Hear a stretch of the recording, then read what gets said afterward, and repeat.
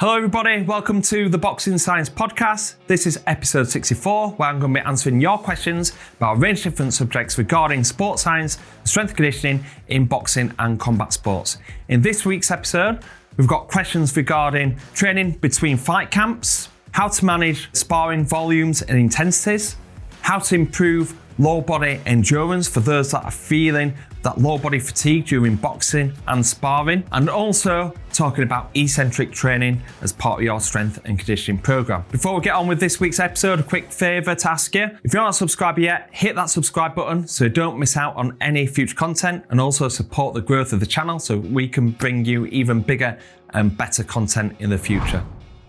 Okay, so the first question is how to keep yourself in shape when you don't have a fight. Should we do sprint interval training? It's pretty difficult to pinpoint a single training method or a range of different training methods because it all depends on that individual, whether they're professional, whether they're amateur, whether it's that they've got a fight that might be in 6 or 8 weeks' time, or they're just looking at a period of training after training camp. So I'm going to answer this in a way of what boxers should be doing after a fight camp and what they should be doing, like kind of ticking over like for 3 to 4 weeks before they go into a full training camp. Because if they haven't got a fight date, but that fight date might come up on a week or 3 weeks notice, you've got to be training more or less a certain volume and intensity that is going to be just like you would do in a training camp. As in like in an off season, when you're looking at that 3 to 4 weeks between starting training camp again, it's a good opportunity to work on a few things, whether that is working on your areas for improvement, whether that's working on mobility or strengthening the posterior shoulders, opening up the hips, working on rotation. It might be a good opportunity to do some high volume strength training. If a boxer has a little bit of room to put on some muscle mass, it's a good time to do this because during training camp it's quite conducive to try and put on some muscle mass. Let's say if a fighter's put on a little bit of weight between training camps, you need to start trying to get that weight down before you start full training camp. So maybe doing high intensity interval training, so doing some more red zone running, doing some pyramids on that. So starting on 4-minute intervals and working through to 30 seconds on, 15 seconds off intervals as well. Also with your strength training, maybe doing that as part of circuits, doing some strength circuits, so doing some foundational movements such as goblet squat, press ups, TRX row, lunges. Putting these strength exercises as part of a circuit can build up some robustness, some strength capacity, and also burn some calories. So building up fitness as we're actually working on our strength training. You can also put in some red zone circuits in there as well, some off-feet conditioning, mixing up the kind of conditioning that you're doing, because like in training camp, we're very adaptation focused, adaptation driven. You want to make sure that you're manipulating the volumes and intensities of your sprint interval training, your muscle buffing capacity, repeated sprints. You want to make sure that you're hitting a certain level of intensity and volume on there. Whereas like on circuits, even though we can target adaptations, it's quite a mixed response. So doing this out of camp might be a good option when you're working with fighters that have put on some extra body mass between fight camps. You're not wanting to be pounding the treadmill or pounding the roads every single conditioning session. So doing some off-feet conditioning will help reduce like any soreness or reduce any injury risk from doing your conditioning activities. So popping in some red zone circuits, mixing it up, keeping it fresh before you go into that full training camp. Last thing that you want to do when you're going into training camp is starting too heavy, because that can really affect the adaptations and the level of training intensity and volume that you'll be able to achieve during that training camp. Okay, so this question is from Toby Rama 4253, and this is around tips and strategies for boxers struggling with lower body endurance. That feeling, that burning sensation that you get in your lower body and the thighs. How do you prevent this? So this is something that I've come across with quite a few fighters, and it could be a combination of a few things. First of all, be looking with your boxing coach at your stance, because this might not be suitable to your style. You might be flexing the knees a little bit too much. Obviously, you flex the knees, the more that the quadricep is activated. So you need to be having a look at like that stance. Obviously, flexing the knees is going to be more conducive to being in attacking positions, staying quite low, obviously is fantastic for punch power, but if you're flexing a little bit too much, this is obviously going to be quite fatiguing for the lower body. So have a look at this with your boxing coach. From a strength and conditioning perspective, there's a few things that we can look at. First of all, is the lower body strong enough? What kind of strength training are you doing at the moment? What is the difference between your squat and your deadlift? Let's say strength standards for a deadlift would be to do 2.2 times your body weight. For a back squat would be 1.5 times your body weight. Are you hitting them markers? Let's say if you're closer to the deadlift target than you are the squat target, maybe you need to put in some more squatting exercises in. Lower body strength exercises in will help improve strength endurance, doing some single leg work such as goblet split squat, reverse lunge, walking lunges. This can all help improve strength, which has an impact on strength endurance of the lower body. Another reason for the quadricep muscles to become quite fatigued during boxing might be because it's compensating for a lack of strength through calf muscles and through the ankle complex. It may be a reactive strength issue as well. Let's say if you're not as bouncy on your feet, more sinking into that stance, maybe like planting your feet a little bit more, this will activate the quadriceps more than it would do working the calf muscles. So maybe that's something that you can look at from a boxing specific point of view, but also from a strength and conditioning point of view, you might be looking to improve strength of the calf muscles. So you can do this through calf raises, seated calf raises for soleus strength. The main exercise that we use at Boxing Science is an isometric calf raise. So where we're working against an immovable object, knees slightly bent with the heel raise, driving into the bar with maximum intent. So not only are we wanting to improve calf strength, but we're also wanting to improve reactive strength as well. And we can do this by using plyometrics, using exercises such as pogos, band-assisted pogos, and a range of footwork and coordination drills. And this can help condition the calves better.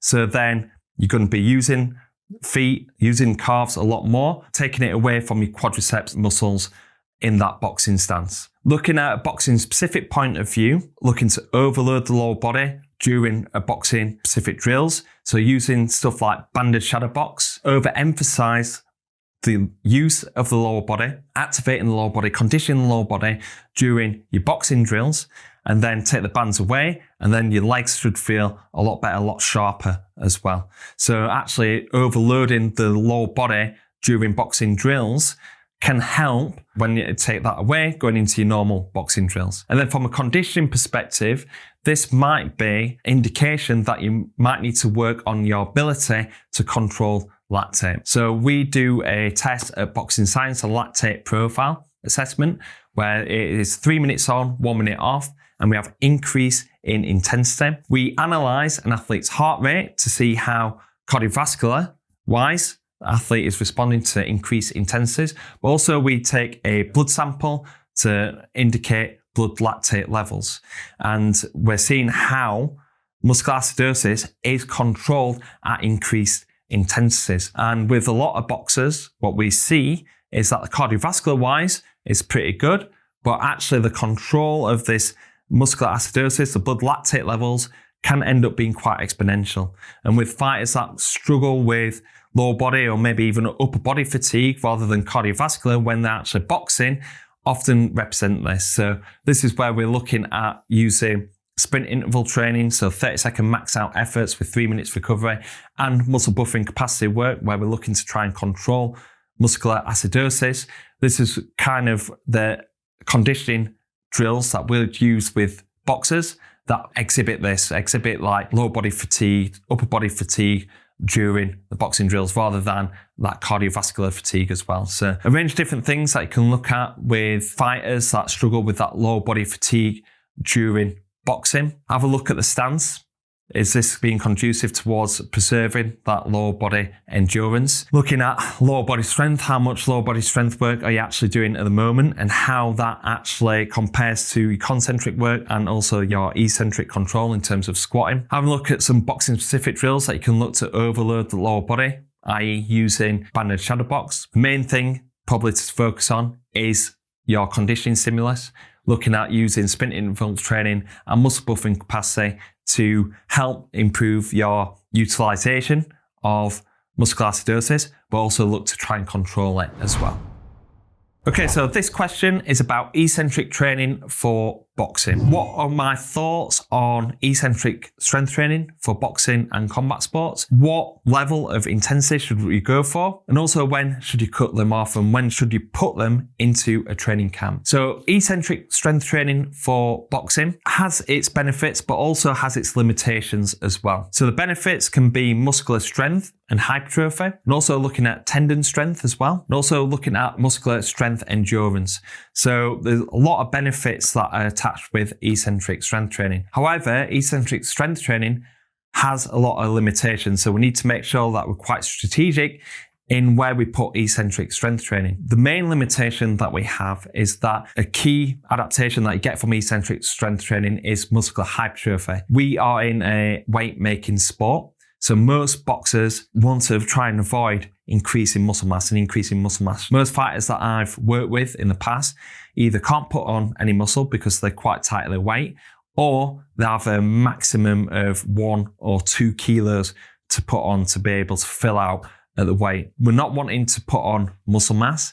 Also, doing eccentric training during training camp can often make athletes sore, especially when they're in a calorie deficit. Because these athletes are in a calorie deficit, their response to strength training is going to be accentuated. So if you've done heavy strength training, done eccentric strength training, you'll know you're going to feel quite sore in the morning. This is even more accentuated when working with athletes that are in a calorie deficit. And this can have a negative impact on their boxing training and also their high intensity conditioning work. So from a general standpoint, I wouldn't put eccentric strength training in there, but I'd only put it into an athlete's program if we've got a specific goal. Let's say if we've got an athlete with a strength deficit or looking to put on some muscle or recovering from an injury. Let's say they've got a strength deficit. So what I mean by a strength deficit is often in, let's say, shoulder strength or maybe pulling strength rather than pushing. I would be looking to put on some eccentric work in there to work on strength deficits. Lead shoulder and rear shoulder. So particularly doing like landmine pressing, instead of like saying like do less weight load or doing less volume on the weaker side, we often fill out the repetitions by doing some eccentric work. Or if an athlete is really struggling in terms of like improving strength of the shoulders, we'd be looking to do a landmine press assisted. Like, so we'd be assisting an athlete or getting them to push with 2 arms and then focusing on that eccentric. So pushing up, assisting the pushing movement, the concentric action, and then controlling it down for between 4 and 6 seconds on the way down. This also applies with pull-up strength as well. A lot of boxers really struggle with their pull-ups, getting the volume in there. So I'd likely do some reps towards the back end of the set, eccentric only, so assisting the concentric action and then coming down nice and slow around about 4 seconds on the way down, to increase pulling strength and increase that volume of the pulling work. And this also can apply for like hypertrophy training as well. If you're looking to increase the amount of volume without reducing that intensity, this is where I put in some eccentric strength training as well. Also doing it with injured athletes, if they're not going into full boxing training, you can afford to get them a little bit sore. So doing something like a single leg squat, a pistol squat off a bench, controlling that weight on the way down. This is really working on single leg strength and also balance, coordination, everything like that. With eccentric strength training, good tool to use, especially for like shoulder conditioning, is doing a Smith machine, assisting the concentric action,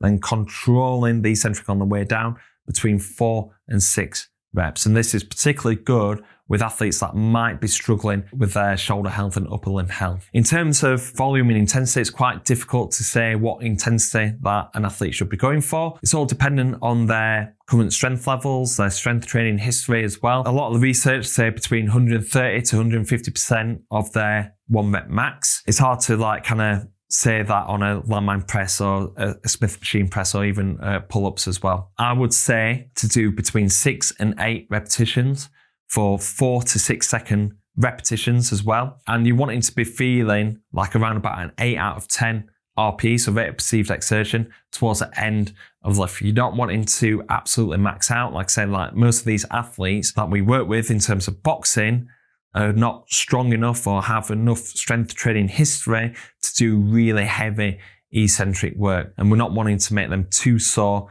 to affect their boxing training. About 8 out of 10 in terms of effort, between 4 and 6 second repetitions. You're wanting to be doing between 6 and 8 repetitions. I've seen you've recommended a different approach when training heavyweights, but what about cruiserweights?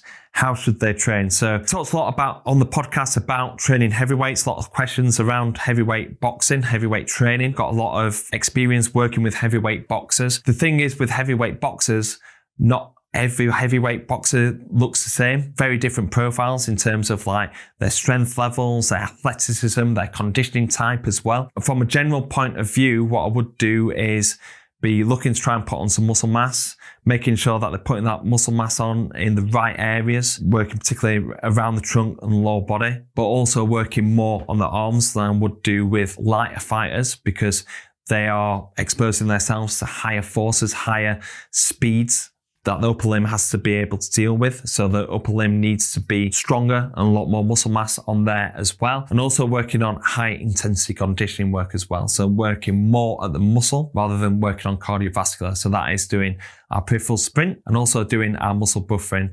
adaptations as well. So in terms of cruiserweights, it's quite similar to heavyweights still, because they are still big guys. They still walk around between 95 and 105 kilos, still compete, make weight at 90 kilos. Still big guys, still got a lot of muscle mass. A lot of them can fill out and go through to heavyweight. The main differences are that they still have to make weight. So there is a calorie deficit during training camp. So some of the volumes and intensities that you expose a heavyweight to, likely not to do that with a cruiserweight as much. A lot of cruiserweights that I've found that I actually work with are often undersized in terms of like how much fat mass that they have and muscle mass, fat-free mass that they have.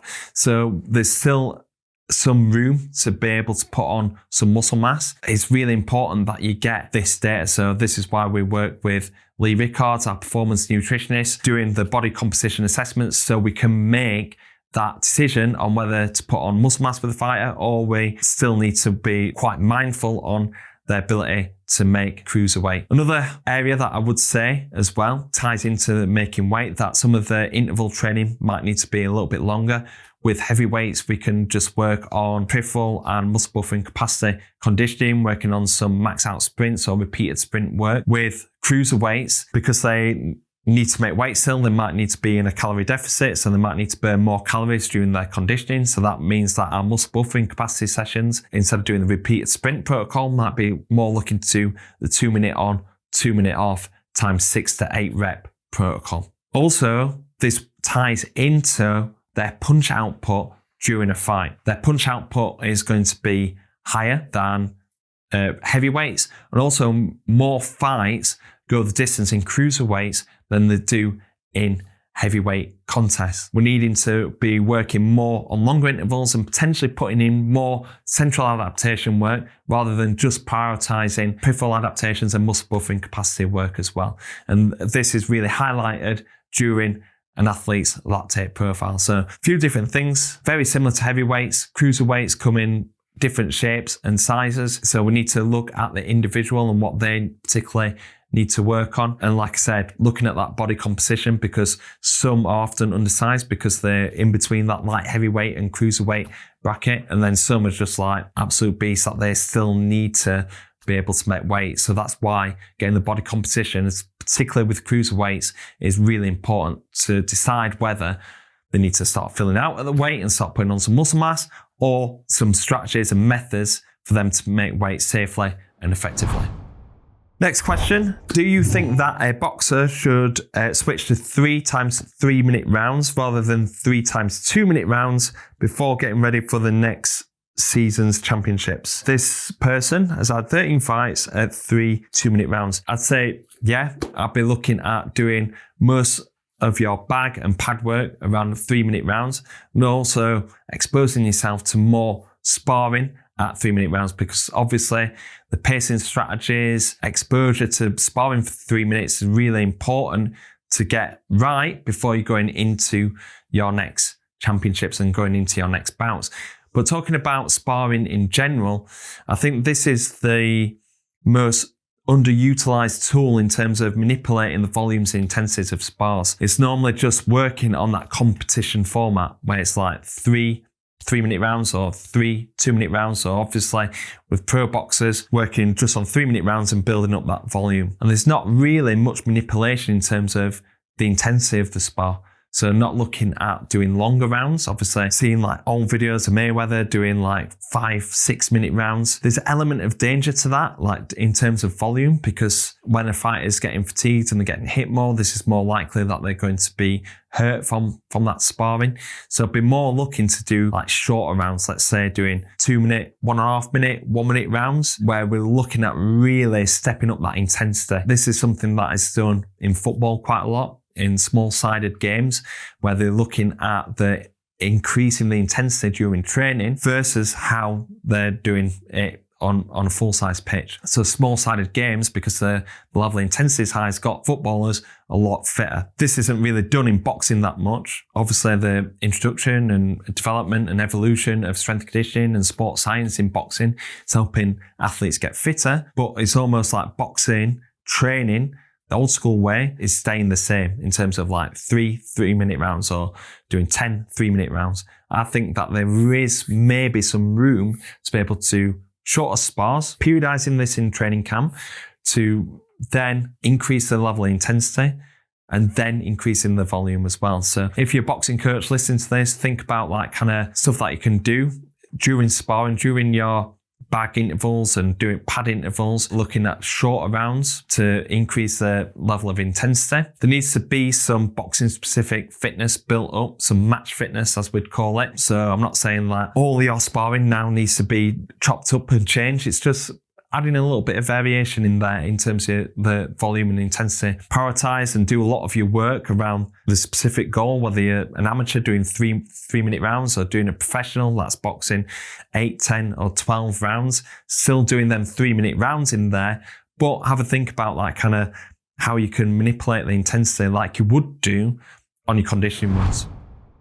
So this question is about maintaining speed during training camp and when to use plyometrics. We'd use plyometrics every single training session because there needs to be an element of speed in your program throughout training camp. So instead of working on speed strength and speed work towards the end of training camp as you're tapering off and looking to transfer the strength gains from your training camp into sport-specific and boxing-specific drills, we say to keep speed part of the program all the way through. And the reason why is there is this concept of residual gains. How long you can leave an adaptation or a training time before that adaptation is decreased or diminished. And with strength training, it's around about 30 days. That's why we drop our strength training loads around 4 weeks out. But with speed training, this is 3 and 5 days. So this means that we need to keep speed part of the program all the way through training camp, or we're just going to lose it. During training camp, we use plyometrics throughout the training camp. There's 2 types of plyometrics that we use. We use long stretch shortening cycle and short stretch shortening cycle. The long stretch shortening cycle is your exercises such as counter movement jump, loaded counter movement jump, banded jump variations, and also box jump variations as well. And this is designed to improve the quadriceps, hamstrings and glutes rate of force development. And this transfers towards developing low body rate of force development that can transfer towards punching power. And we use this during an extended warm-up of our strength and conditioning sessions, and we pair this up with like an ice skater variation and then a landmine punch throw or medicine ball punch throw, punch specific exercise. And we do between 3 to 5 reps and 3 to 4 sets on these exercises. And we do this before strength training, and we do this twice a week. Then we've got our short stretch shortening cycle. And this is looking at contraction time between 140 and 220 milliseconds, particularly looking at reactive strength through the foot and ankle complex, particularly looking at the calf complex, literally looking at them bounce and drive off the balls of your feet. This is particularly good for calf conditioning, coordination, and can transfer towards your footwork skills, but also can transfer towards punch power as well. These exercises consist of like short ground contact time work, working between 10 and 15 repetitions, and we can go from very basic exercises such as purgos, band-assisted purgos, low purgos, and then we can step up the intensity of these with speed, complexity, and force. First of all, force, looking to overload jump height.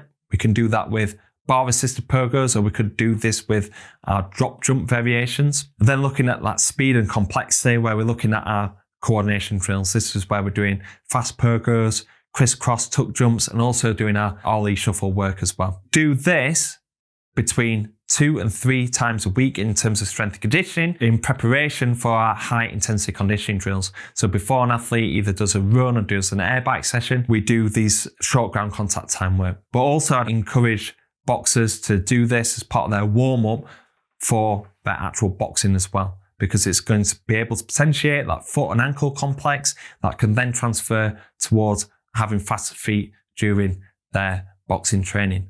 So I'd encourage most boxers and most athletes to do this more or less every single day in their warm-up before their boxing, but also doing it in their warm-up, more high intensity and increased volume as well before their high intensity conditioning.